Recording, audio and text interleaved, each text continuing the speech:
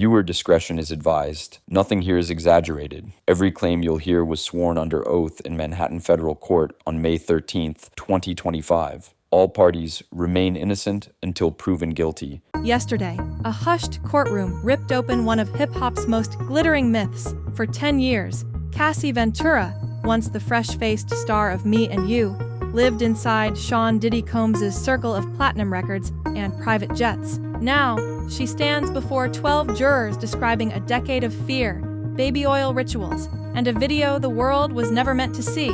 What really powered the bad boy machine? Fame or control?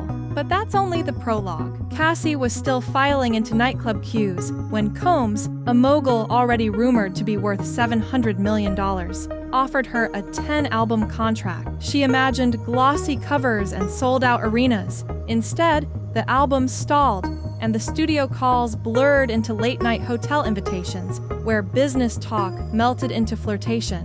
The 19-year age gap wasn't the only imbalance. Combs held the keys to every studio, every publicist's phone, every red carpet moment. By year 2, Cassie's creative meetings came with security escorts and non-disclosure forms. What was presented to the public as mentorship quietly morphed into sole source income, a velvet cage she barely noticed closing. Yet, glamour was only act 1 of a much darker production. Breakfast texts. Send a selfie so I know where you are. Mid-afternoon directives. White French tips before dinner. Evening ultimatums. Lose the bangs. You look too Mexican. The instructions never stopped. Security tracked her phone. Assistants could confiscate it for days as punishment. Her rent in LA's Comstock high-rise? Paid until a disagreement, then threatened. Combs reminded her, I'm Puff Daddy. You're predictable. Money, housing, wardrobe, even party hostings hinged on Cassie's obedience. She began calling him Pop Pop, a nickname born from an offhand question about her grandfather, but twisted into an inside joke that underlined the power gap. And then came the night he asked for a mask. The first freak-off looked theatrical. Masquerade masks, a Craigslist dancer paid to entertain, candles perfuming a Bel Air guest house. Cassie, high on MDMA, slipped into Gatorade, remembers baby oil warming under ring lights, and Combs filming on a phone. She agreed, once, but indulgence mutated into schedule. Every week, escorts arrived under aliases. Hotel robes soaked in Johnson's oil, Astroglide and towels stacked like props. 4-day marathons left her dehydrated and bruised. Refusal wasn't an option. Combs teased unreleased videos and threatened to cut off studio budgets. Laptops vanished into staff-only safes. Paychecks paused. Punishments began. Yet chemicals, not cameras, soon became the real handcuffs. On a Miami yacht, he handed her a bottle of Blue Dolph, MDMA tablets stamped with tiny dolphins, then teased her for sipping too slowly. Another night in a chauffeured SUV tripping on mushrooms, Combs pressed a loaded Glock into her purse. Just in case, Cassie's heart pounded through the psychedelic fog.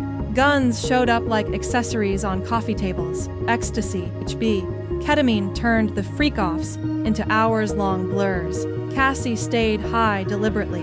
Reality hurt more than hallucination. Friends noticed new black eyes, but the entourage closed ranks, and when paranoia peaked, violence finally spilled into daylight. August 11th, 2016, Intercontinental Los Angeles. Security footage later subpoenaed shows Cassie sprinting toward an elevator. A towel-clad Combs hurls her to the marble, kicks her ribs, snatches her phone. Viewers gasped today, but Cassie told jurors she lay still because movement meant escalation. That clip leaked in 2023, fueling civil suits and unfreezing long-suppressed whispers. Yet prosecutors say it's just one of dozens of recordings seized. Authorities were listening and planning. March 25th, 2024. Black SUVs choke Holmby Hills and Star Island drives. Homeland Security agents emerge with AR-15s, hard drives, and what reporters describe as enough lubricant to stock a pharmacy. September 17, 2024. The Southern District of New York unseals a 3-count indictment: racketeering conspiracy, sex trafficking by force, transportation for prostitution. Minimum 15 years, maximum life. Prosecutors allege a criminal enterprise where assistants, security, and executives enabled abuse, bribed witnesses, and even torched evidence. Combs pleads not guilty. Bail denied. The mogul, once dubbed Love, spends pre-trial nights in Brooklyn's MDC, but the loudest evidence was yet to echo through Courtroom 26B. May 13, 2025, Cassie's second day on the stand. Tears, pauses, and lines jurors will remember forever. Forced degradation, being urinated on, compelled to perform acts while menstruating, instructed to keep glistening under hotel spotlights. Fear of refusal, images on a confiscated MacBook, threats they'd surface if she got cute. Economic strangulation, 9 shelved albums, 0 royalties, only income from parties. Combs pre-approved, psychological chokehold, weekly check-ins, where staff removed her phone if she spoke out. Physical terror, stories of Combs loading handguns, hunting Suge Knight at a diner while Cassie sobbed in the back seat. The gallery sat silent as prosecutors displayed itemized hotel bills: $14,800 for deep cleaning of a Manhattan suite, $3,200 in candles, $900 in baby oil restocks. Defense lawyers pressed objections. The judge overruled most. Outside the courthouse, the culture industry shuddered. In just 18 months, Mute Diddy has eclipsed by Mute or Kelly in social reach. Sponsorships froze. Diageo walked away from the Ciroc partnership, and even Revolt TV, once his flagship, quiet edited his cameos. At least 63 civil suits now compete for court dates, including producer Rodney Lil Rod Jones's partially surviving complaint that alleges he, too, was drugged and assaulted during studio sessions. Meanwhile, social media sleuths pore over court docs, speculating which A-listers might be dragged into testimony. Names redacted today could go public tomorrow.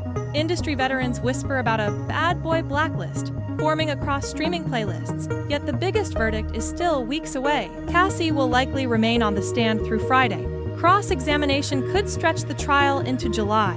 If jurors convict on the top counts, Sean Combs, once the king of remixes, could spend the rest of his life remixing cafeteria trays. But beyond sentences and settlements lies a wider reckoning. How many careers hung on staying silent? How many chart toppers masked trauma?